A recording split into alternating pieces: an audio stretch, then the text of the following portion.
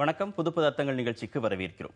இன்றைய நிகழ்ச்சியில் Marxist communist கட்சியின் கனகராஜ் அவர்களும் பிஜேபியிலிருந்து வானதி ஸ்ரீனிவாசன் அவர்களும் பங்கேற்க இருக்கிறாங்க. வானதி ஸ்ரீனிவாசன் விரைவில் நிகழ்ச்சியில் இணைய இருக்கிறாங்க.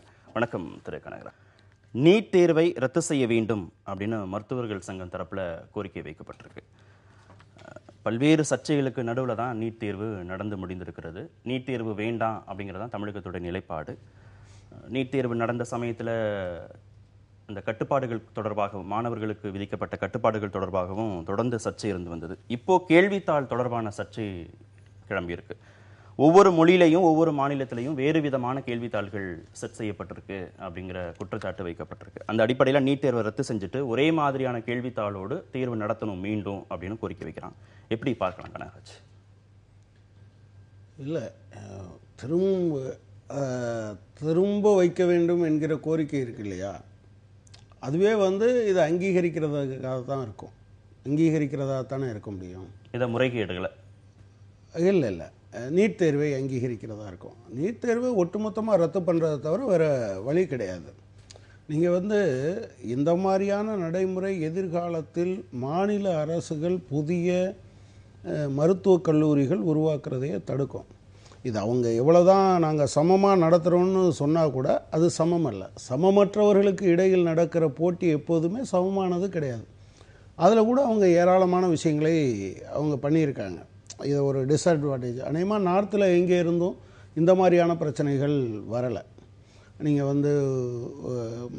உடைகளை கத்தரிச்சாங்க அல்லது இந்த ஆபரணத்தை அவங்க வெட்டி எடுத்தாங்க என்கிற மாதிரியான விஷயங்கள்லாம் இல்லை.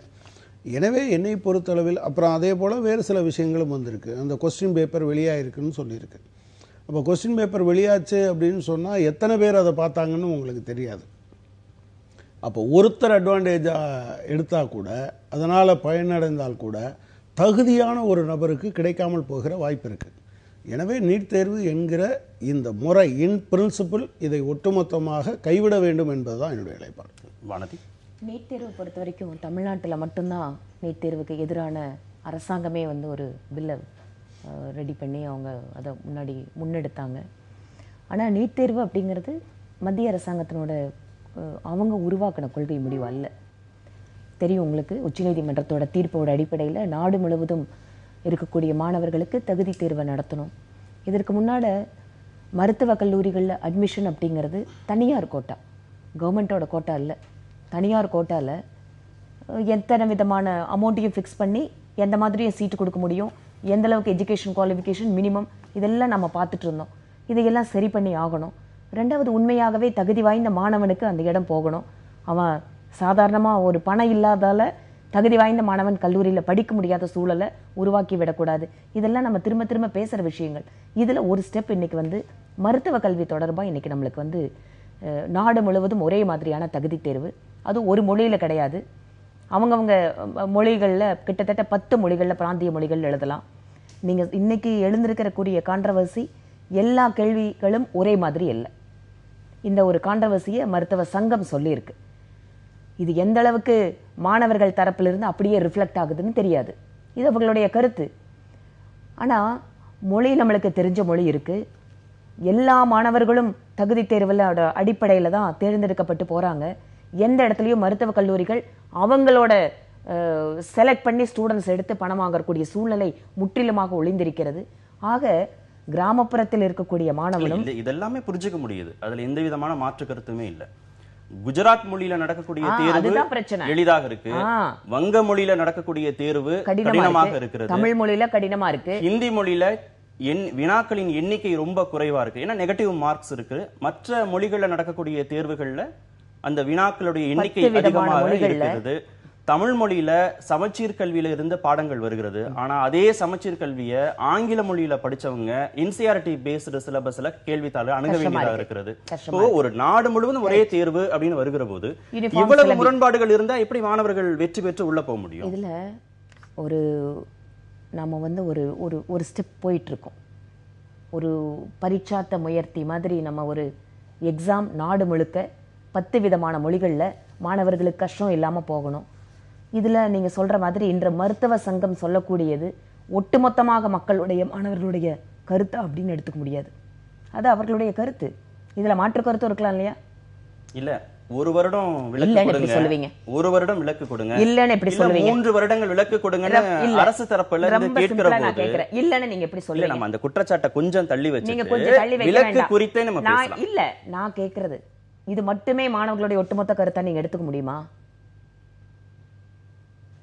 அந்த குற்றச்சாட்டுல உண்மை இல்லைன்னு நீங்க சொல்ல வரீங்க? ஆமா, நான் என்ன சொல்றேன், இது அவர்களுடைய கருத்துங்க.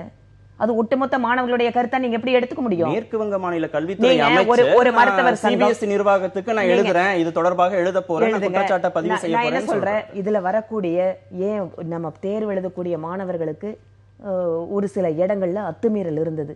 யாரும் அதை ஒத்துக்க போறது இல்ல. அதை நிச்சயமாக இந்த மாதிரியான அத்துமீறல்களோட நீட் தேர்வு நடத்தணும்னு யாரும் சொல்லல. இல்ல, சாதாரணமான ஒரு கேள்விதான். நீங்க முழுமையா தயாராகல, இப்ப எல்லா மொழியிலையும் நீங்க கேள்வித்தாள் ரெடி பண்ணணும், ஒரே மாதிரியான கேள்வித்தாளை ரெடி பண்ண முடியாதுன்னா அப்ப மத்திய அரசோ இல்ல சிபிஎஸ்இ நிர்வாகமோ அந்த முடிவு எடுத்திருக்கணும்ல, நாங்க எல்லாத்துக்கும் தயாராயிட்டு தான் அதை நடத்துவோம்னு. இப்ப இந்த வருடம் போக முடியாத மாணவர்களுக்கு என்ன நீங்க பதில் சொல்ல போறீங்க? நீங்க ஒரு பெரிய ஒரு லார்ஜர் இன்ட்ரெஸ்ட், ஒரு மிகப்பெரிய ஒரு மருத்துவக் கல்லூரி நுழைவுத் தேர்வுல சாதாரணமாக இருக்கக்கூடிய ஒரு கிராமப்புற மாணவன் கூட எந்த விதமான பணம் அதிகமா போய் கட்டி தன்னோட எஜுகேஷனை பண்ணணும்னு சூழ்நிலை இல்லாம ஒரு மிகப்பெரிய மாற்றத்தை இந்த தேர்வுகள் உருவாக்கி இருக்கு. எப்படி உருவாகி இருக்கு? அதான் கேள்வித்தாள் சமமா. நீங்க அதுதான் சொல்றேன், நீங்க அட்மிஷன்ல கொண்டு மாத்த எவ்வளவு பெரிய மாற்றம் வந்திருக்கு.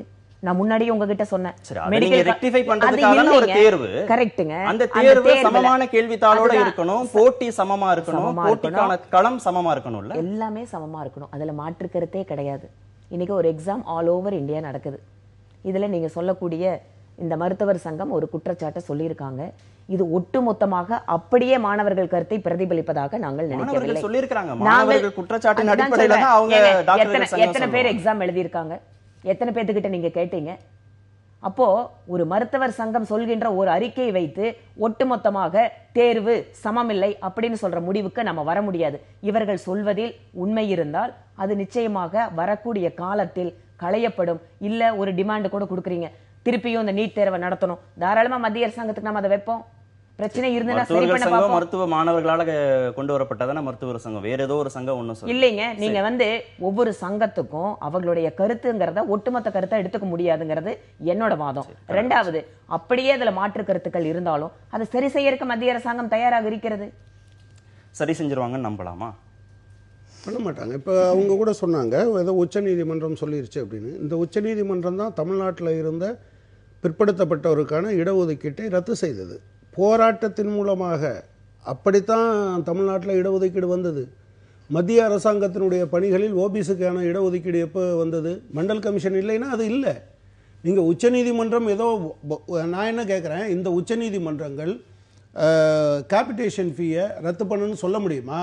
நடவடிக்கை எடுக்க முடியுமா? அதுக்கு தைரியம் ஒன்றும் கிடையாது. நீங்கள் கொக்கு தலையில் வெண்ணெயை வச்சு அதை பிடிக்கணும் அப்படின்னு நீங்கள் நினைக்கிறீங்க.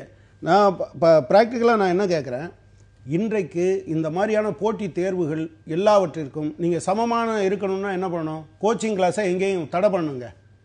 அவன் அந்தந்த ஸ்கூலில் படிச்சுட்டு வர்றது தானே வரணும். கிராமப்புறத்தில் இருக்க மாணவனுக்கு கோச்சிங் கிளாஸ் கிடைக்குமா? இவங்க ஏதோ சமம் சொல்கிறாங்க. இன்றைக்கி நீங்கள் பவுல்ட்ரி மாதிரி பல இடங்களில் தனியார் நிறுவனங்கள் வச்சு +1 கிடையாது, +2 மட்டும்தான் பாடம்னு வச்சுக்கிட்டு இருந்தாங்க. இனிமேல் +2வையும் நடத்த மாட்டாங்க. நீங்கள் படித்தா போதும் அப்படின்னு சொல்லி கோச்சிங் கிளாஸுக்கு மட்டும் அனுப்புவாங்க. இது எப்படி சாத்தியமாகும்? இன்றைக்கி இல்லைன்னு சொல்லுங்கள். ஸ்ட்ரைட்டாக நீங்கள் மாணவர்களிடம் பேட்டி எடுங்க. நீங்கள் அநேகமாக பல பகுதிகளில் இருக்கக்கூடியவர்களுக்கு நீங்கள் நம்முடைய அது என்னது இந்த சிக்கன் சீக்கிரமாக வளரணுங்கிறதுக்காக இன்ஜெக்ஷன் போடுறது மாதிரி, அதனால தான் சமீப காலத்தில் நம்மளால் சயின்டிஸ்ட்டை கொண்டு வர முடியல, எக்கனாமிஸ்ட்டை கொண்டு வர முடியல, இந்த மாதிரி பொது வழியில் பிரகாசிக்கிற ஆட்களையே கொண்டு வர முடியல.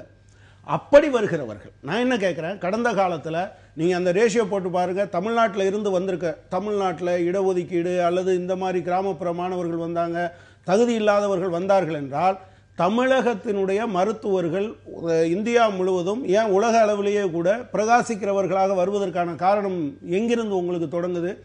நீங்க இப்போ ஒன்னும் வாய்ப்பு மறுக்கப்படவே இல்லைங்கிறதான வாதம். இங்க இருக்கக்கூடிய மாணவர்கள் வேற மாநிலங்கள்ல இருக்கக்கூடிய மருத்துவக் கல்லூரிகள்ல போய் படிக்க போறாங்க. இங்க படிக்கல அவங்க, ஆனா வேற எங்கேயோ படிக்க தானே போறாங்க. இல்லைங்க, இடஒதுக்கீட்டை நீங்க மறுக்கிறீங்க. தமிழகத்தில் 69% இடஒதுக்கீடு இருக்குங்க. அதை நீங்க மறுக்கிறீங்களா இல்லையா? நீங்க எப்போதுமே என்ன பண்றீங்கன்னா, நீண்ட காலமாக வாய்ப்புகள் மறுக்கப்பட்ட, கல்வி மறுக்கப்பட்ட முதல் தலைமுறைக்கு வருகிறவனுக்காக ஏற்பாடு இருக்கிற இடஒதுக்கீட்டை ரத்து செய்வது என்பதுதான் உங்களுடைய நோக்கம். அதை நேரடியாக கொண்டு வராம இப்படி மறைமுகமாக கொண்டு வரீங்க. நான் என்ன கேட்கிறேன், தமிழ்நாட்டினுடைய கல்லூரிகளில் 69% இடஒதுக்கீட்டை நீங்க உத்தரவாதப்படுத்துறேன்னு சொல்லுங்க. அது இல்லையே, உங்களால சொல்ல முடியாது. இது இடஒதுக்கீட்டுக்கு எதிரானதுதான் நீட் அப்படிங்கறத அவருடைய வாதம். யார் இடஒதுக்கீடுக்கு எதிராக? அதாவது நான் சகோதரர் சொல்லல, இடதுசாரி சிந்தனையாளர்கள் இடஒதுக்கீடு சமமற்ற வாய்ப்பு அப்படின்னு சொல்றீங்களே, யாரை பார்த்து சொல்றீங்க? இடஒதுக்கீடுக்கு ஒரு காலத்திலையும் பாஜக எதிராக இல்லை. இன்னைக்கு பிற்படுத்தப்பட்ட ஒரு நல ஆணையத்தை எடுத்துட்டு அரசியல் சட்ட அங்கீகாரத்தோட பிற்படுத்தப்பட்ட ஒரு கமிஷன் கொண்டு வந்திருக்காரு மோடி. ராஜ்யசபையில இவங்க மாதிரி கட்சிகள் காங்கிரஸும் கம்யூனிஸ்டும் இன்னைக்கு இடஒதுக்கீடுக்கோ இல்ல பிற்படுத்தப்பட்டவர்களை பத்தி பேசக்கூடியவங்க ஏன் கமிஷனுக்கு ஆதரவு கொடுக்கல? ஏன் பில்லுக்கு ஆதரவு கொடுக்கல? எவ்வளவு பெரிய விஷயங்க நடந்திருக்கு. இன்னைக்கு ராஜ்யசபால எதிர்த்து அதை செலக்ட் கமிட்டி காமிச்சிருக்காங்க. இது எவ்வளவு பெரிய துரோகம் பிற்படுத்தப்பட்ட மக்களுக்கு இவங்க பண்ணிட்டு இருக்காங்க. இன்னைக்கு இடஒதுக்கீடு பத்தி பேசுறாங்க. யார் இடஒதுக்கீடுக்கு எதிராக இருக்குது? நாங்க யாரும் எதிராக இல்லைங்க. இடஒதுக்கீடு அமல்படுத்தணும்னு நினைக்கிறோம். இந்த மாணவர்கள், கிராமப்புற மாணவர்கள் கூட அந்த இடத்துக்கு வரணும்னு ஆசைப்படுறோம். அவங்ககிட்ட பணம் இல்லாதால அவங்க பாதிக்கப்படக்கூடாதுன்னு நினைக்கிறோம். மருத்துவ கல்வி நிறுவனங்கள் எவ்வளவு பெரிய அழுத்தத்தை கொடுத்தா கூட ஒட்டுமொத்தமாக ஒருமித்த குரல்ல முடியாது. இதுல எந்த காரணம் கொண்டும் ஏழை மாணவன் பாதிக்கப்படக்கூடாதுங்கிறதுக்காக இந்த விஷயம். ஏழை மாணவர்கள் 15,000 ரூபாயோ 20,000 ரூபாயோ 30,000 ரூபாயோ கொடுத்து கோச்சிங் கிளாஸஸ்க்கு போய் உள்ள வர முடியும். கோச்சிங் கிளாஸஸ்க்கு போனாதான் எளிமையா இருக்குங்கிறதா மாணவர்களுடைய வாதமா இருக்கு. இவ்வளவு பேசுறீங்கல்ல, இன்னைக்கு அங்கங்க சிக்கன் பாக்ஸ் மாதிரி ஸ்கூல் வந்திருக்குன்னு 2000 அரசு பள்ளிகள் தமிழகத்துல மூடக்கூடிய சூழல் இருக்கே, யார் காரணம்? எங்கீங்க அரசு பள்ளிகளை படிக்கக்கூடிய மாணவர்கள் எங்கீங்க போனாங்க? இன்னைக்கு அரசு பள்ளிகளை சேர்த்துறதுக்கு எந்த அரசியல் கட்சி தலைவர்கள் தயாரா இருக்காங்களா? தமிழ்நாட்டுல ஹிந்தி வேணாம்னு சொல்றவங்க, தமிழ்ல பேசணும்னு சொல்றவங்க, தமிழ்ல இடஒதுக்கீடு பத்தி பேசணும்னு சொல்றவங்க, ஒட்டுமொத்த அரசியல் கட்சி தலைவர்களோட வீட்டு குழந்தைகள் எடுத்து பாருங்க, எல்லாம் சிபிஎஸ்இல படிச்சுட்டு இருக்காங்க. இது என்ன? இது ஹிப்போக்ரசி இது. ஆனா இங்க பேசுறத மட்டும் பாத்தீங்கன்னு சொன்னா, கிராமப்புற மாணவர்கள், தமிழ் வழி பள்ளிக்கூடங்கள், அரசாங்க பள்ளியில தாங்க நானும் படிச்சேன். ஆனா இன்னைக்கு எத்தனை அரசாங்க பள்ளிகள்ல இன்னைக்கு மூடக்கூடிய சூழல் உருவாகி இருக்கு தமிழ்நாட்டுல. இதுக்கெல்லாம் யார் காரணம்? மத்திய அரசு புதிய கல்விக் கொள்கை சொல்றாரு, கவலைப்படுறாரு, எங்க கிட்ட சயின்டிஸ்ட் இல்ல, எங்க கிட்ட சுயமா சிந்திக்கிற ஆள் இல்லன்னு. இதற்காகவே புதிய கல்விக் கொள்கை உருவாக்கப்பட்டது. ஆனா காவி மையம்னு சொல்லி எதிர்த்தாங்க. ஆக பேசுறது ஒண்ணு, செயல்படுறது ஒண்ணுன்னு சொன்னா இந்த நாட்டுல முன்னேற்றம் எப்படி வரும்? ஏங்க, நான் என்ன கேட்குறேன், பிற்படுத்தப்பட்டோர் ஆணையத்தை பற்றி சொன்னாங்க. நீங்கள் எப்போதுமே பிஜேபி அரசு ஒரு திட்டத்தை கொண்டு வந்தால் அதற்கு உட்பொருள் என்ன இருக்கும் என்று பார்க்க வேண்டிய அவசியம் இருக்குது. நீங்கள் பிற்படுத்தப்பட்டோர் ஆணையத்தில் பொருளாதார ரீதியாக பின்தங்கியவர்கள் என்ற வார்த்தையை சேர்க்குறீங்களா? இல்லையா? இல்லை, இருக்குன்ற நான் இப்போ சேலஞ்ச் பண்ணுறேன். நான் இந்த விஷயங்கள் குறித்து நான் எங்கள் மாநிலங்களவை உறுப்பினர் தோழர் டி.கே. ரங்கராஜன், அவரும் இந்த கமிட்டியில் இருக்கார், பல வல்லுநர்களோடு அவர் விவாதித்தார். திரு வீரமணி அவர்களோடு விவாதித்தோம். ஆக்சுவலாக என்னென்னா, நேரடியாக சொல்லாமல் மறைமுகமாக அதை அங்கே திணிக்கிறார்கள். நான் ஏதோ கல்வியை பற்றி ரொம்ப பேசிக்கிட்டாங்க, அரசு கல்லூரிகளை மூடுறாங்க, பள்ளிகளை மூடுறாங்க அப்படின்னு. ஜேஎன்யூவுக்கு நீங்கள் சீட்டுகளை குறைச்சது யாருங்க? தமிழ்நாட்டுக்கு வாங்க, ஜேஎன்யூக்கு அப்புறம் போங்க. அதுதானே நீங்க உங்களை பத்தி பேசணும்னா நீங்க பேசும்போது நான் குறிக்கல. ஜேஎன்யூல நீங்க உண்மையிலே உங்களுக்கு அக்கறை இருந்தால் ஜேஎன்யூல ஆராய்ச்சி மாணவர்களுடைய எண்ணிக்கையை நீங்க குறைப்பீங்களா? நீங்க குறைக்க மாட்டீங்களே. அங்கேயா குறைக்கிறீங்க? இன்னைக்கு நேற்றுக்கு பேசியிருக்காரு நம்ம கோயம்புத்தூர் அக்ரி யூனிவர்சிட்டியில் இருக்கக்கூடிய துணைவேந்தர். போன ஆண்டு 3.8 கோடி ஒதுக்கிட்டு வெறும் 1.4 கோடி ரூபாய் மட்டும்தான் போன வருஷம் கொடுத்துருக்காங்க. ஒரு யூனிவர்சிட்டி எப்படி செயல்படும் நீங்க நினைக்கிறீங்க? பல இடங்களில் ஆராய்ச்சி துறையில் இருக்கக்கூடிய, அதாவது ஒன்று ஃபண்டை கட் பண்ணுறாங்க. அவங்க சொன்னாங்க, நாங்கள் புதிய கல்விக் கொள்கை கொண்டு வர்றோம் அப்படின்னு. பத்ரா என்ன சொல்லியிருக்காரு, இல்ல நம்ம பிரதமர் என்ன சொன்னாருன்னு நீங்க சிறப்பா எந்த நம்பிக்கையில மாநில பட்டியலுக்கு கல்வி வரணுங்கிற கோரிக்கை இருந்துட்டே இருக்கு? மத்திய அரசு இவ்வளவு உதவி செய்கிற போதே பத்தல என்ன உதவி செஞ்சு நீங்க சொல்லுங்க. மத்திய அரசினுடைய திட்டத்தில் 6% ஜிடிபியில் ஒதுக்க வேண்டும் என்ற தொடர்ச்சியான கோரிக்கை. பிரதமர் நரேந்திர மோடி அவர் தேர்தல் பிரச்சாரத்தில் அவர் என்ன வேணாலும் சொன்னார். சீனா 20% ஜிடிபியில் ஒதுக்குகிறதுன்னு சொன்னார். இல்ல, மத்திய அரசு உள்நாட்டு உற்பத்தியில 6% ஒதுக்கணும், குறைவா ஒதுக்குறாங்கிற ஒரு வாதம் இருக்கட்டும். குறைவாவது ஒதுக்குறாங்கல்ல, முழுமையா நீங்க மாநில பட்டியலுக்கு கொண்டு வருகிற போது மத்திய அரசுல இருந்து எந்த உதவியும் நிதியும் கிடைக்காத போது நீங்க எப்படி இன்னும் நீங்க கல்வியுடைய தரத்தை உயர்த்த முடியும்? இப்ப வானதி கேட்கக்கூடிய கேள்வி 2000 அரசு பள்ளிகள் என்னாச்சுங்கிற கேட்கக்கூடிய கேள்வி, அந்த 2000 எண்ணிக்கை 4000 அப்ப உயரக்கூடிய அபாயம் தானே இருக்கும். இந்தியா முழுவதும் தனியார் கொள்கையை ஊக்குவிக்கிறது நீங்க தானே. நீங்க ஆமா ஆமா நாங்க 3 வருஷம் மத்திய அரசாங்கத்துல இருக்கோம். ஒரு நிமிஷம் நான் சொல்லி முடிச்சறேன். நீங்க நான் கேக்குற இந்த கேள்விக்கு இல்ல, நான் இப்ப கேட்ட கேள்விகளுக்கு நீங்க பதில் சொல்ல. ஏன் உங்களுடைய கட்டுப்பாட்டில் இருக்கக்கூடிய ஜவஹர்லால் நேரு யூனிவர்சிட்டியில அதற்கான மாணவர் சேர்க்கையை ஏன் குறைத்தீர்கள்? நம்பர் 1. ஃபண்டிங்கை ஏன் குறைக்கிறீங்க? இது மாதிரி பல சேர்ஸ், அந்த அமர்வுகள் இருக்கும் இல்லையா, இந்த ஸ்டடி அந்த ஸ்டடின்னு இருக்கும்ல, அதை குறைத்தது நீங்க தானே. நீங்க எங்கிருந்து நீங்க பேசுறீங்க? நீங்க தமிழ்நாட்டில் இருக்கிறதுனால ஈஸியா. ஆமாம், தமிழகத்தில் அரசு பள்ளிகள் மூடப்படுகின்றது. தொடர்ச்சியாக மார்க்சிஸ்ட் கட்சி அது குறித்து போராட்டங்கள் நடத்தி இருக்கிறது. அநேகமா தமிழ்நாட்டினுடைய அரசியல் கட்சிகளில் மார்க்சிஸ்ட் கட்சியோட மாநில செயலாளர் தோழர் ஜி ராமகிருஷ்ணன் தான் அநேகமா எல்லா பத்திரிகையிலும் இது குறித்து கட்டுரை எழுதியிருக்கிறார். தொடர்ச்சியாக இது குறித்து பேசி வருகிறார். நீங்க என்னைக்காவது இது குறித்து பேசியிருக்கீங்களா? தனியார் பள்ளிகளை நீங்க கட்டுப்படுத்துங்கன்னு நீங்க என்னைக்காவது பேசியிருக்கீங்களா? வாய்ப்பே கிடையாது. எனவே தான் நான் சொல்ல விரும்புகிறேன், இந்த தகுதி என்கிற பெயரில் சமமற்றவர்களுக்கு இடையேயான போட்டியை வைப்பதன் மூலமாக யார் சமூகத்தில் ஏற்கனவே முன்னோக்கி இருக்கிறார்களோ அவர்களுடைய வளத்தை உத்தரவாதப்படுத்துவது என்பதுதான் இவர்களுடைய நோக்கம். சரி, இப்போ வானதி, இப்போ கனகராஜ் வைக்கக்கூடிய குற்றச்சாட்டின் அடிப்படையில இவ்வளவு தாக்குதல்கள் இருக்கு, நிதியும் நீங்க கொடுக்க மாட்டேங்கிறீங்க மத்திய அரசு தரப்புலன்னு வருகிற போது கல்வி மாநில பட்டியலுக்கு வரணுங்கிற அந்த கோரிக்கை சரியானதா படுது? அதை எப்படி எடுத்துக்கிறது? அப்படிதான் இருக்கு. அதாவது ஜேஎன்யூ பத்தி மட்டும்தான் நம்ம இடதுசாரி சிந்தனையாளர்களுக்கு கவலை. ஜேஎன்யூ மட்டும்தான் அவங்களுக்கு தெரியும். ஏனென்றால் அவர்களோட சித்தாந்தத்தினுடைய அடிப்படை ஊற்றுக்கண் மாதிரி அங்கதான் நாங்க பலமா இருந்து எங்களோட ஐடியாலஜிக்கு ஆட்களை தயார் பண்றோங்கிற ஒரு எண்ண ஓட்டத்தோட பேசக்கூடியது. ஜேஎன்யூ இன்னைக்கு அதுல ஆராய்ச்சி மாணவர்களை குறைக்குது, அமௌண்ட்டை குறைக்குதுன்னா ஒவ்வொரு கேட்டகரிக்கும் தனித்தனியா ஸ்ட்ரீம்லைன் பண்றாங்க. புதிதான ஆராய்ச்சி படிப்புகளுக்கு நிறைய துறைகள் புதிதாக உருவாக்கப்படுகிறது. அடுத்ததாக மாணவர்கள் அந்த துறைகளுக்கு அனுப்பப்படுகிறார்கள். இதுவரைக்கும் இல்லாத அளவிற்கு இந்த நாடு முழுவதும் இருக்கக்கூடிய அரசு துறைகளில் இருக்கக்கூடிய சிக்கல்கள், டெக்னாலஜி இல்ல அட்மினிஸ்ட்ரேஷன், இது சம்பந்தமான சிக்கல்களை எடுத்து ஆராய்ச்சி மாணவர்கள் இந்த தலைப்புகளில் தான் ஆராய்ச்சி செய்ய வேண்டும் அப்படிங்கறத பிரதமர் மோடி கொண்டு வந்திருக்காரு. ஏதோ ஒரு பட்டப்படிப்பு அல்ல, நான் டாக்டரேட் வாங்குறேன், இதுக்கு முன்னாடி செஞ்சு வச்சவங்கல இருந்து கொஞ்சம் எடுத்து போட்டு ஒரு டாக்டரேட் வாங்கணும்னு நினைக்கிற ஆட்களுக்கு இனிமேல் இடம் இல்லை. இனிமேல் புதிதாக ஆராய்ச்சி பண்ணணும்னு சொன்னா இந்த நாட்டிற்கு எது தேவையோ அதை ஆராய்ச்சியாக எடுக்க வேண்டும் என்று சொல்லி இன்னைக்கு மத்திய அரசாங்கம் முயற்சி பண்ணுது, அதற்கான ஏற்பாடுகளை பண்ணுது. அதனால நிதிகளை குறைச்சிருக்கோம்னா இன்னைக்கும் கல்வித்துறையில புதிதான சேர்கள் எல்லா விதமான யூனிவர்சிட்டியும் நீங்க தேர்வுகள் சார்ந்து நீங்க எடுக்கக்கூடிய முடிவுகளே மாநில அரசுகள் எதிர்க்கிறாங்க இல்லையா?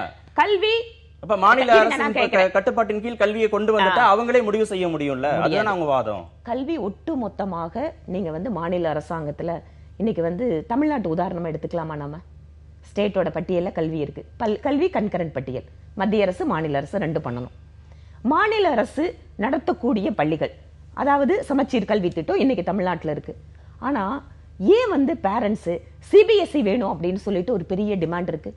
கேந்திரிய வித்யாலயா அதுல சீட்டு கேட்கறதுக்காக இன்னைக்கு ஆயிரக்கணக்கான பெற்றோர்கள் ஏன் கேள்வித்தாளுக்கு கேட்டீங்க இல்லையா, அதே கேள்விதான் உங்ககிட்ட திருப்பியும் கேட்க வேண்டியதா இருக்கு. எல்லா மாணவர்களும் எதிர்த்தாங்களா? எல்லா பெற்றோர்களும் எதிர்த்தாங்களா?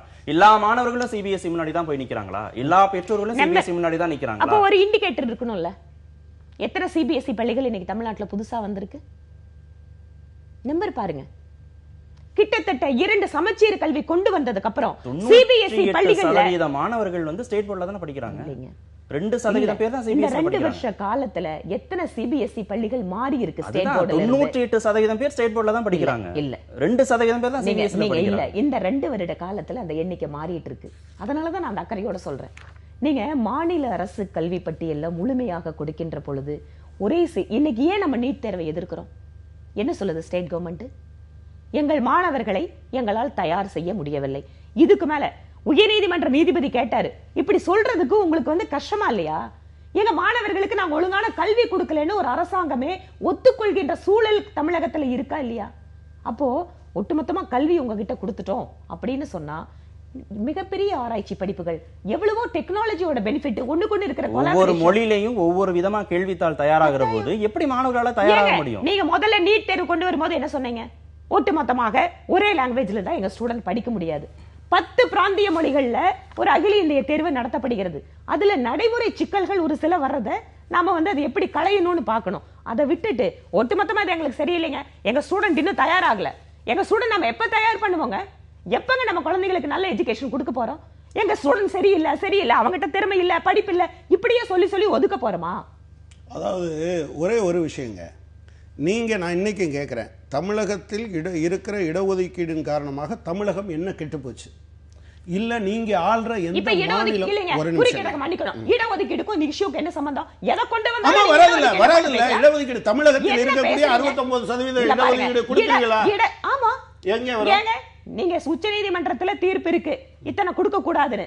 ஆனாலும் நம்ம தமிழ்நாட்டுல 69% இடஒதுக்கீடுக்காக பில்லு போட்டு இன்னைக்கு அது போயிட்டு இருக்கு. இதுல மத்திய அரசாங்கத்தோட ரோல் எங்க வந்துச்சு? உச்ச நீதிமன்றத்துக்கும் தமிழக அரசாங்கத்துக்கும் இருக்கிற பிரச்சனையில மத்திய அரசாங்கம் எங்க வந்தது? இல்லங்க, ஒரே ஒரு பிரச்சனை. நேற்று வரை, கடந்த வருடம் வரை எதுக்கு எடுத்தாலும் இடஒதுக்கீடு சொன்னா நீங்க பிரச்சனையை கூர்ந்து பாக்குறீங்க. இல்ல, நீங்க இடஒதுக்கீட்டை மறுப்பதன் மூலமாக ஆண்டாண்டு காலமாக யாருடைய குரல் ஒலிக்கவில்லையோ, யாருடைய குரல் கேட்கப்படவில்லையோ அவர்களை மீண்டும் அடக்கி வைக்க முயற்சிக்கிறீங்க. நீங்க சொல்லுங்க, நான் என்ன கேக்குறேன், போன வருஷம் இருந்த 69% இடஒதுக்கீடு இந்த வருஷம் கிடைக்குமா கிடைக்காது? அதுக்கு அவங்க வாதம் என்னன்னா, இடஒதுக்கீடு தொடர்பான பிரச்சனை மாநில அரசுக்கும் தமிழக அரசுக்கும் உச்சநீதிமன்றத்துக்கும் இடையிலானது. இதுல மத்திய அரசுடைய எந்த விதமான குறுக்கீடும் தலையீடும் இல்லைங்கிறது அவங்களுடைய வாதம். இடஒதுக்கீடுக்கு ஆதரவானவர்கள் நாங்க கொடுக்கணும்னு நினைக்கிறோம். சொல்லுங்க. இல்ல நீங்க இடஒதுக்கீட்டுக்கு எதிரானவர்கள். ஒரே ஒரு நிமிஷம், நான் என்ன கேட்கிறேன், போன ஆண்டு இருந்த 69% இடஒதுக்கீடு இந்த வருஷம் வருமா வராதா? நீங்க உச்சநீதிமன்றம் போன வருஷம் இருந்தது இல்ல, போன வருஷம் காணாமலா போச்சு? இருந்தது, இருக்கத்தானே செஞ்சது. இந்த வருஷம் என்ன ஆச்சு?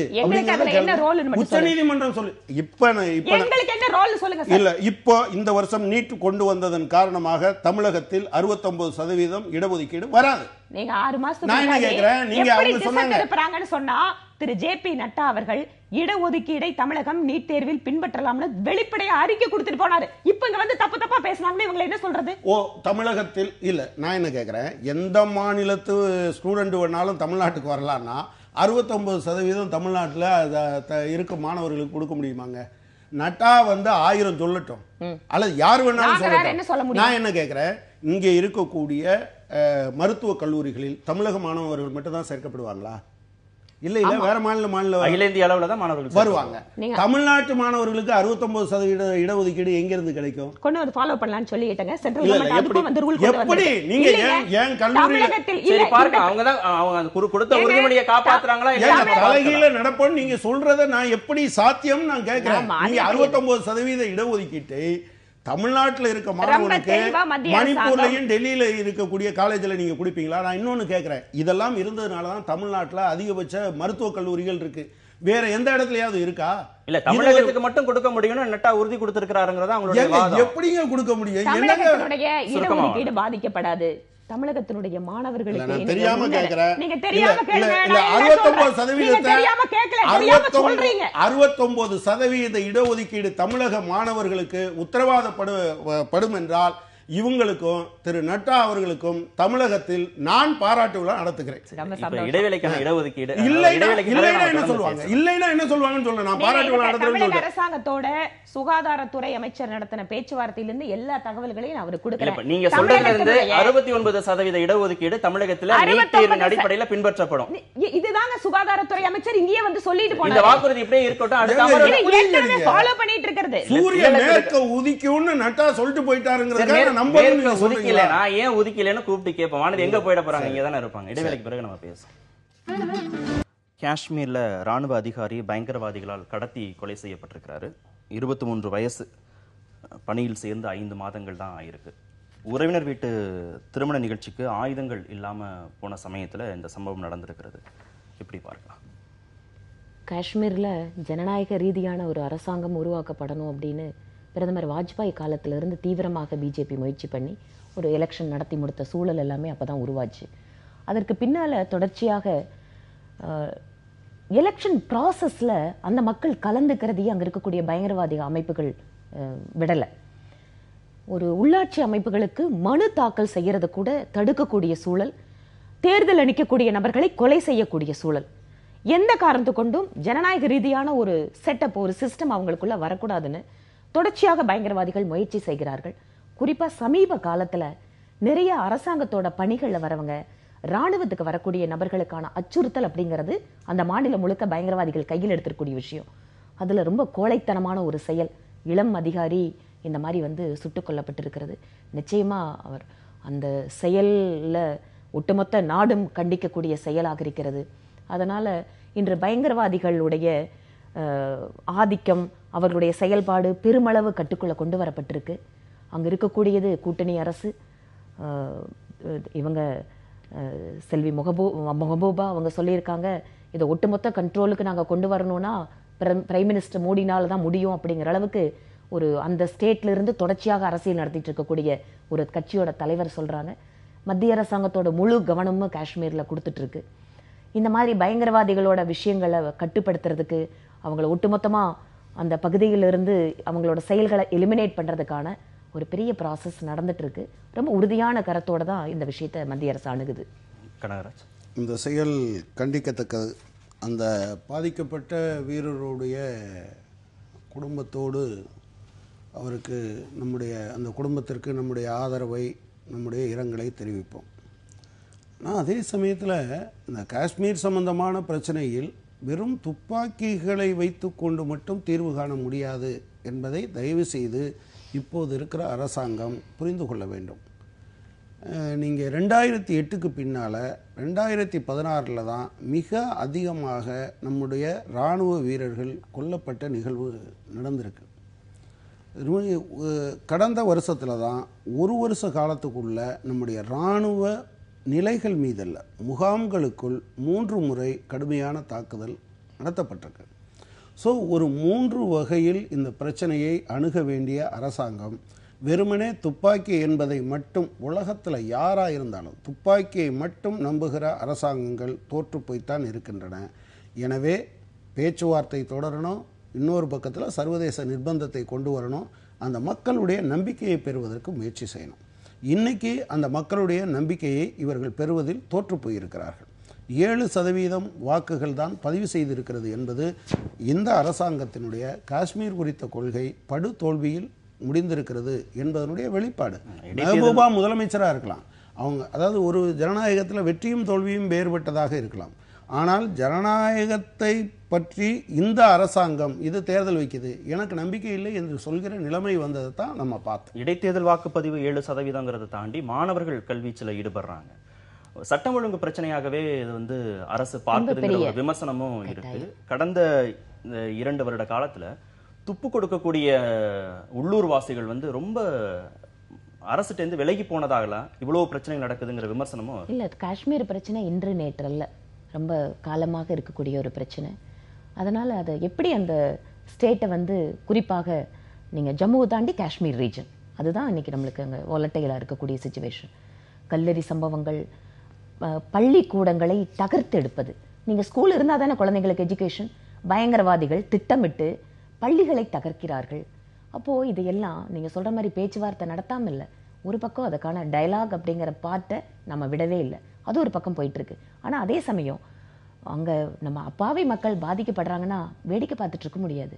பேச்சுவார்த்தை தான் காரணம், தீர்வு எல்லாத்தையும். காங்கிரஸ் மேல வச்ச விமர்சனம், பிஜேபி வச்ச விமர்சனம் பலவீனமான அரசா இருக்கு, நடவடிக்கை எடுக்கலன்னு சொன்ன போது 3 ஆண்டுகளுக்கு பிறகு மோடி தலைமையிலான அரசு இருக்கும் போதும் நடவடிக்கை எடுக்கலையா அப்படிங்கிற கேள்விதானே வருது. இது போன்ற சம்பவங்கள் நீங்க நடவடிக்கை எடுக்காம இருந்துன்னு சொன்னா இன்னைக்கு வந்து அந்த மாநில அரசாங்கமே இன்னைக்கு வந்து பிஜேபியோட ஒரு கூட்டணி அரசாங்கமா வந்திருக்கு.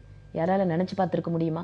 காஷ்மீர்ல கூட பிஜேபியோட ஒரு கூட்டணி அரசாங்கம் நடக்குதுங்கிறது மக்களுடைய நம்பிக்கை இருக்கிறது. ஆனா நீங்க ஒரு பக்கம் சொல்ற மாதிரி பேச்சுவார்த்தை மூலமாக அணுகுவது ஒரு பக்கம், இன்னொரு பக்கம் கையில துப்பாக்கி எடுத்துட்டு நீங்க எந்த காரணமா இருந்தாலும் உடனே கொண்டு வந்து நீங்க இங்க தானே ஓட்டு வாங்குனீங்க அங்க வாங்கலன்னு சொல்லக்கூடாது. அரசாங்கங்கிறது ஒண்ணுதானே. அதனால ஒட்டுமொத்த அரசாங்கம் இன்னைக்கு ஒண்ணுதானே. இன்னைக்கு 2 விதமாகவும் இந்த பிரச்சனையை அணுகிட்டு இருக்கு மத்திய அரசு. பெருமளவு அமைதி வந்து கொண்டு வரக்கூடிய சூழல் உருவாயிட்டு இருக்கு. ஆனா ஜனநாயக பாதையில் திரும்புகின்ற மக்களை அச்சுறுத்துவதற்கான செயல்களுக்கு இன்னைக்கு பயங்கரவாதிகள் ஈடுபடும் போது அவங்க மேல நடவடிக்கை எடுக்க வேண்டியிருக்கு. அதை நம்ம வேடிக்கை பார்க்க முடியாது. கட்டாயமா நட்டா சொன்ன மாதிரி தமிழ்நாட்டில் 69% மாதிரி இவருக்கு 56 இன்ச்சு மார்பு இருக்கு. அவர் கட்டாயம் தடுத்து நிறுத்துவார். பட் ப்ராப்ளம் என்னன்னா, திரும்ப திரும்ப ஒரு பிரச்சனையில் ஆயுதங்கள் மட்டுமே தீர்வு என்று நினைக்கிற இந்த மனோநிலை மிக மோசமானது. அதுதான் இவ்வளவுக்கும் காரணம். நாங்களும் அதை ஒத்துக்கிறோம். வெறும் துப்பாக்கி மட்டும் தீர்வுன்னு இல்லை. அவங்களோட பேச்சுவார்த்தை மற்ற விதமான பெருமளவு அங்க இருக்கக்கூடிய மக்களை உள்ள நம்மளோட ஜனநாயக ரீதியில கொண்டு வரக்கான அத்தனை முயற்சிகளையும் பண்ணிட்டு இருக்கோம். நாம இடைவெளிக்கு பிறகு பேசும். தேர்தல் முன்கூட்டியே வருவது அதிமுகவின் கைகளில் இருக்கிறது அப்படின்னு தமிழிசை பேசியிருக்கிறாங்க. இது அதிமுக தான் முடிவு செய்யுமா, வேறும் யாருடைய தலையிடும் இல்லை அப்படின்னு எடுத்துக்கலாமா? எப்படி பார்க்கலாம் கனகராஜ்? தோற்றத்தில் அதிமுக தான் முடிவு செய்யும். உண்மையில் என்னங்கிறது உங்க கையில் இருக்கும். யார் கையில்? பிஜேபியோட கையில் தான், சந்தேகமே இல்லாமல். நீங்கள் கொஞ்ச நாளைக்கு முன்னால் வர மரியாதைக்குரிய பொன் ராதாகிருஷ்ணன் மத்திய அமைச்சர் என்ன பேசினார்னு உங்களுக்கு தெரியும். சமீபத்தில் திரு ஓபிஎஸ் அதாவது ஓபிஎஸ் ஆதரவாக நின்று தான் பேசினார். எடப்பாடி பழனிசாமி கவர்மெண்ட் போயிருன்னு பேசினார். இடையில திடீர்னு பார்த்தா ஓபிஎஸ் தமிழகத்திற்கு விரைவில் தேர்தல் வரும்னு சொன்ன உடனே இல்லையே, அப்படி அதுக்கான அவசியம் இப்போது எதுவும் இல்லைன்னு சொன்னார். ஸோ நீங்கள் அடுத்து இருக்கக்கூடிய செய்தியவும் நீங்கள் சேர்த்து பார்த்தீங்கன்னு சொன்னால், இவங்க இப்போ ஓபிஎஸ்ஸை கை விட்டுட்டு எடப்பாடி பழனிசாமியோடு இவங்க கரம் கோர்த்து விட்டார்கள் என்பதற்கான வாய்ப்பு இருக்குது. எனவே அவங்களுக்கு அவங்களோ பொருந்தி போகிற வரைக்கும் இது போய்கொண்டு இருக்கும். தேர்தல் வரும்னு ஓபிஎஸும் சொன்னாரு, தமிழிசையும் சொன்னாங்க. யாருக்கான மறுப்புன்னு எடுத்துக்கிறது பொன் ராதாகிருஷ்ணன் சொன்னதை? அது யாருக்கான மறுப்புன்னு எனக்கு கரெக்டாக தெரில. ஏன்னா தமிழக அரசியலில் பல நேரங்கள் நடக்குது. நீங்கள் செல்வி ஜெயலலிதா முதலமைச்சராக பதவியேற்ற போது பொன் ராதாகிருஷ்ணன், திரு இல கணேசன், திரு ராஜா இவங்க 3 பேருக்கும் அழைப்பு அனுப்புனாங்க. இவங்களுக்கு அனுப்பலை. யாருக்கு? அவங்க தான் மாநில தலைவர். தமிழிசைக்கு அனுப்பல. இவங்க 3 பேரும் சந்தோஷமாக போயிட்டு வந்தாங்க. எனவே அது என்னங்கிறத அவங்கக்கிட்ட தான் கேட்கணும். அது யாருக்கான மறுப்புன்னு அவங்கக்கிட்ட தான் கேட்கணும். அந்த பிரதிநிதி இருக்காங்க. சரி, வானதி. அதிமுக கைகளில் தான் தேர்தல் நடத்துறது இருக்குன்னா, அந்த அரசாங்கம் அவர்களுக்கான அந்த எண்ணிக்கை பலத்தோட தன்னுடைய நிறைவு காலத்தை நிறைவு செய்யுமா அப்படிங்கிறது நிச்சயமா அவங்க கையில் தானே இருக்கு. ஆனால் அந்த அர்த்தத்தில் சொல்லப்பட்ட ஒரு விஷயமே தவிர இதுல தோற்றம் அப்படி உண்மை இப்படி அப்படிங்கிற விஷயத்துக்கெல்லாம் அதில் நம்ம போகவே வேண்டியதில்லை. ஏனென்றால் அதிமுக பிளவுபட்டிருக்கிறது. அங்க இருக்கக்கூடிய கொஞ்சம் எம்எல்ஏக்கள் திரு ஓபிஎஸ் அவர்களிடம் இருக்கிறார்கள். இன்று இருக்கக்கூடிய அரசாங்கத்திற்கு எண்ணிக்கை ரீதியாக இன்றைக்கு ஆபத்து இல்லை என்றாலும் இது தொடர்ச்சியாக இந்த அரசாங்கம் செல்வதற்கான சாத்தியக்கூறுகள் இருக்கிறதா? ஏனென்றால் திரு டிடிவி தினகரன் இன்னைக்கு கட்சியை துணை பொதுச் செயலாளராக இருந்தவர். இன்னைக்கு தேர்தலில் நின்னாரு. அதுக்கப்புறம் தேர்தல் தள்ளி போயிருக்கு. அவர் மேல குற்ற வழக்கு இருக்கு. இன்னைக்கு அவரோட இன்ஃப்ளூயன்ஸ் அப்படிங்கிறது அந்த கட்சியில் எவ்வளவு இருக்கு? அவரிடம் உண்மையாக எத்தனை எம்எல்ஏக்கள் இருக்கிறார்கள்? என்னதான் அவர் கட்சியை விட்டு நான் தள்ளி நிற்கிறேன்னு சொன்னாலும் அவர் இந்த அரசாங்கத்தை தொடர்ச்சியாக நடப்பதற்கு ஒத்துழைப்பு கொடுப்பாரா? பல்வேறு விதமான சூழ்நிலைகள், இந்த காரணிகள் எல்லாமே முழுக்க அதிமுகவோட கையில தான் இருக்கு. அந்த அர்த்தத்தில் சொல்லப்பட்டதுதான். உங்களுக்கு இவ்வளவு சந்தேகம் இருந்தா அந்த அத்திக்கடவு அவிநாசி திட்டம் அது மாதிரியான திட்டங்கள்லாம் நிறைவேற்றுவதற்கு நீங்க போய் நேற்று முதலமைச்சரை சந்திச்சிருக்கிறீங்க. ஒரு ஆட்சி இவ்வளவு நாள் நீடிக்காதுன்னா இதெல்லாம் ஒரே நாள்ல முடிக்கக்கூடிய திட்டமா? அந்த அத்திக்கடவு அவிநாசி, அண்ணாமலையார் நல்லார், பாண்டியார் பொன்னம்புழையா, ஆனமலையார் நல்லார், அந்த திட்டம்லாம் ஒரே நாள்ல முடிக்கக்கூடிய திட்டமா? எடப்பாடியை போய் சந்திச்சு நீங்க கோரிக்கை கொடுத்திருக்கிறீங்க. இதுக்கு முன்னாடி எந்த முதலமைச்சரையாவது நீங்க சந்திச்சிருக்கிறீங்களா? கோரிக்கை கொடுத்திருக்கிறீங்களா? இது மாதிரி இதுல எதுவும் அரசியல் இருக்கா, இல்ல இது வெறும் கோரிக்கை அளவில் எடுத்துக்கலாமா? இதுல நீங்க இதுக்கு முன்னாடி முதலமைச்சரை பாத்தீங்களான்னு கேட்டா, நீங்க பிஜேபி இதற்கு முன்னால முதலமைச்சர்களை பார்த்திருக்கு. தமிழகத்தோட திட்டங்களுக்காக திரு ஓபிஎஸ் அவர்களை மத்திய அமைச்சர் பொன் ராதாகிருஷ்ணன் சந்திச்சிருக்காரு. செல்வி ஜெயலலிதா அவர்கள் முதலமைச்சராக இருந்த போதும் தமிழகத்தோட திட்டங்களை முதலமைச்சர் அப்படிங்கிற முறையில சந்திச்சிருக்காரு. ரெண்டாவது, நேற்று நான் முதலமைச்சரை சந்தித்ததுல நீங்க கேக்குறீங்க இதெல்லாம் ஒரு நாள்ல நடக்குமா அப்படின்னு திட்டத்தை கேக்குறீங்க. இது இல்லாம இன்னும் கூட 3 பக்கத்துக்கு நான் கோரிக்கைகள் கொடுத்திருக்கேன். புதிய மணல் கொள்கையை உருவாக்க வேண்டும். விவசாய பாசன சங்கங்களை, கால்வாய்களை தூர்வாரக்கூடிய பணிகளில் ஈடுபடுத்தணும். அந்த அசோசியேஷனை உள்ள கொண்டு வாங்க. தனியார் அமைப்புகள், பொதுநல அமைப்புகள் தூர்வாருகின்ற பணிகளை கேட்கின்ற பொழுது உடனடியாக அவர்களுக்கு அனுமதி கொடுங்கள். இந்த மாதிரி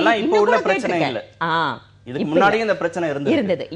இதுக்கு முன்னாடி போய் தமிழக முதலமைச்சர்களை ஏற்கனவே இருந்தவங்களை, ஜெயலலிதாவையோ ஓபிஎஸ்ஐயோ சந்திச்சு இது மாதிரி கோரிக்கை கொடுத்திருக்காங்களா? இப்ப ஏன் கொடுத்தாங்க? அதுக்கு பின்னாடி என்ன காரணம் இருக்கு? நான் காரணத்தை சொல்லிடுறேன்.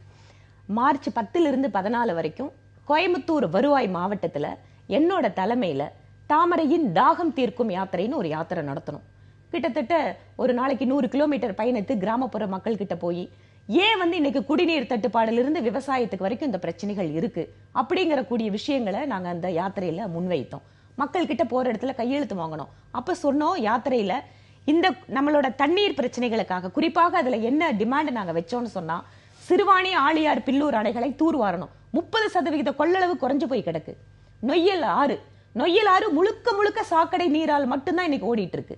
அது திருப்பூருக்கு இந்த பக்கம் எடுத்துட்டீங்கன்னு சொன்னா முழுக்க முழுக்க சாக்கடை நீர்.